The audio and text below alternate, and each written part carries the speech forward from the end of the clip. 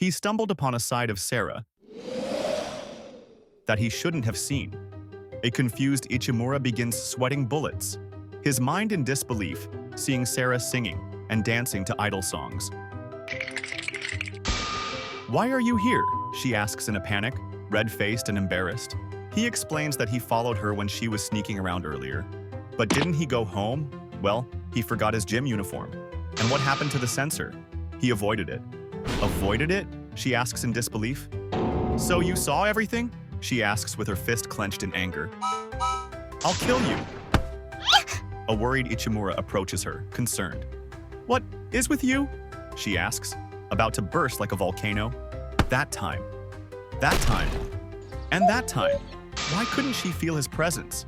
He responds apologetically, explaining that he learned how to erase his presence to not get caught up in crimes. He tells her that Komori told him that she was thinking of changing careers, and that's why he thought she was practicing playing the guitar to become a guitarist. Unless she wanted to change to an idol instead? She squirms, begging him to not say it out loud at this moment. For the first time in Tomito's life, a seedling of mischief sprouted within his heart. "You have a very cute voice. Your smile is very beautiful when you're in high spirits.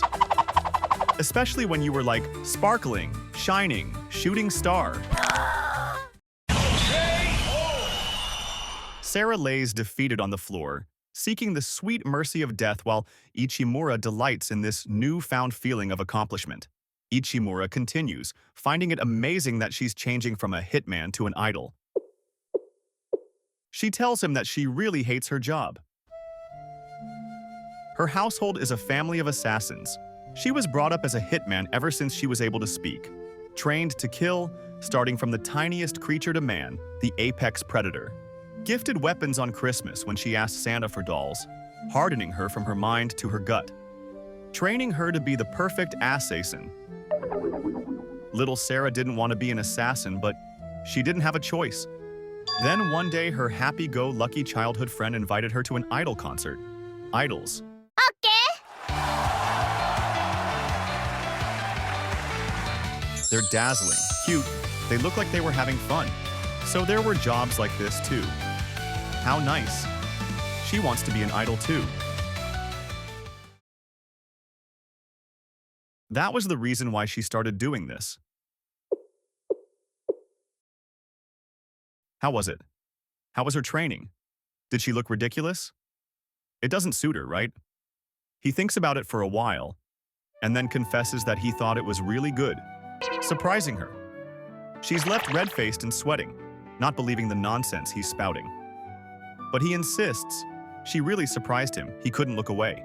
She yells at him, telling the boy to stop fooling her with his words of flattery. But he denies that it's flattery, he's speaking the truth. He really does want to see her perform one more time. The red-faced girl begins to erupt. Who would do something so embarrassing again? An agitated Sarah interrogates him, asking him what he intends to accomplish with his flattery. She finally realizes. He's been mocking her this entire time, hasn't he? Ichimura shakes his head, confessing that he was joking a little bit, but he really did think, "I knew it." Unforgivable.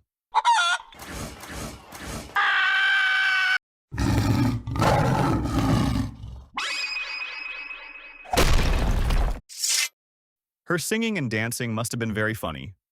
She understands it well. Things like idols are completely unsuited for her. With her knife to the sky, she insists that he laughs. Laugh because he wants to. Laugh and let that laughing face be engraved into his death mask. He confesses, hand to her blade, that he really thought that she was very cute during her performance.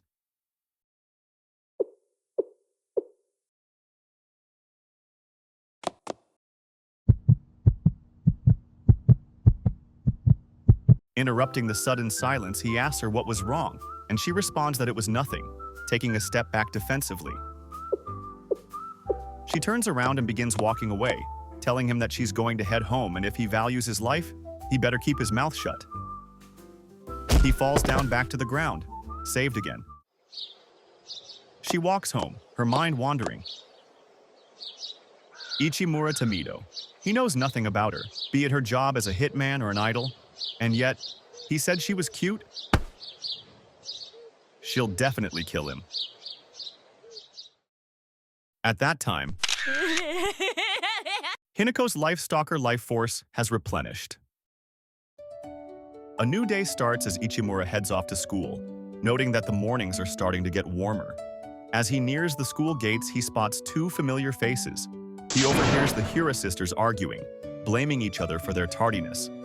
As they spot his familiar face, though, they change into much more presentable attitudes, greeting him good morning. Aki, noting that despite the warm morning, she's feeling quite cold. He greets them back, but is confused. Is it cold? Suddenly, an exhausted Minori takes him to the side and begins to explain that her sister has a huge problem. They continue their fight, Aki complaining about her various dangerous shenanigans and calling her reckless. Minori retorts back, saying that her sister's head is a brick. She's just so close-minded about other people's ideas. Ichimura rushes in to mediate, pleading to them to please calm down. With a menacing smile, she tells him to shut his mouth, or else he'll end up like an egg in a microwave. They start their back and forth again, Aki scolding her for using her bombs and Minori replying with an unserious show of taking responsibility. Seriously, she's so embarrassed to be sisters with someone like her. A furious Minori agrees, declaring that from now on they're cutting off all ties. What's with her? A furious Akya yells. What was she 6 years old? Ichimura notices her shivering. Is it cold? He asks concerned. No, that's not it. She begins to explain that when she accumulates a lot of stress, she starts to feel cold. She continues, saying that dealing with Minori is making her feel cold, and being in the type of class they're in is making her feel even colder. She changes the subject, asking him if he's settling down in class. It's all right, he says, stuttering and hesitant. Not that great then. She tells him not to stress about it. She too is trying to suppress her desire for arson. And as the class rep, she wants to make everyone in the class reform into outstanding students, especially Minori. As her sister, she has to take care of the mess she caused. Ichimura notes that despite Minori being so scary, Akie is surprisingly gentle. With her fist pumped, Akie encourages him to do his best today too. Let's aim towards a class with no more crime. With a gun to his mouth, she asks him if he blabbed about what happened yesterday. Is that so? She straightens her back and starts talking. If what he said yesterday was true, then would he? Their conversation is interrupted by the headstrong Akie, scolding Sarah for having and taking out her pistol in public. Sarah walks away, leaving before she finished what she had to say to Ichimura.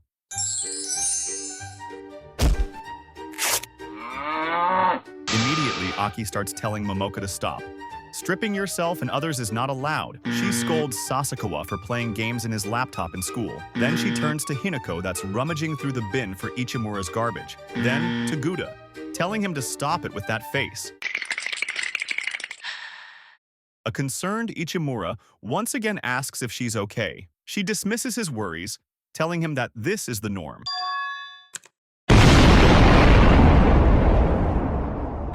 A familiar voice chuckles smugly, asking her what she thought of her remote-controlled bomb. Was she scared? She's scared, right? Yasuo looks on cautiously, feeling danger in the air. Minori continues, boasting about her new bomb that...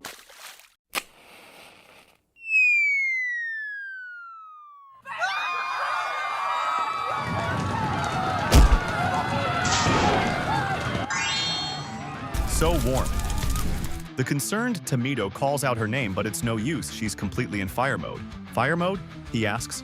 Yasuo begins to explain, saying that the pair of siblings have a switch that goes from fire mode to extinguished mode, the former being their criminal mode, and the latter being their suppressive mode. Minori's default is fire mode, while Aki's default is extinguished mode. Seems like the accumulated stress flipped her switch. The concerned Tomido asks what they could do to help, and Yasuo replies that getting her wet will flip her back to extinguished mode. From across the room, Minori begins patting her burning skirt, panicking since the fire will light the explosives in her skirt. Immediately, Tomido fills up a bucket and quickly splashes her before the explosives go off. Tomito realizes that splashing a bucket of water on her might not have been such a good idea, as he imagines the dreadful retaliation of the explosive loving sister.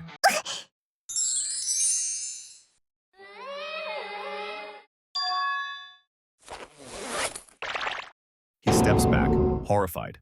Yasuo begins to explain that Minori has been flipped to extinguished mode. She became super shy now. Taking advantage of the opportunity, Yasuo immediately swoops in, but the guarded Minori stops his plans from ever blooming. Tomito suddenly realizes that Akie has left the classroom while they were preoccupied. Cold. Still too cold. It needs to be even warmer. Tomito returns to the classroom, reporting that things have become quite serious. What should they do? Yasuo replies that they gotta evacuate. Everyone is already at the shoe lockers. But Tomito is still concerned about Akie. What is going to happen to her? Minori explains that when her sister is in her fire mode, she'll continue to seek more heat, eventually desiring to burn herself too to truly feel the fire's warmth. Bravely, Tomito rushes to stop her while the extinguished Minori follows. Yasuo proclaims that he's counting on them, deciding to evacuate with the hiding Kojiru.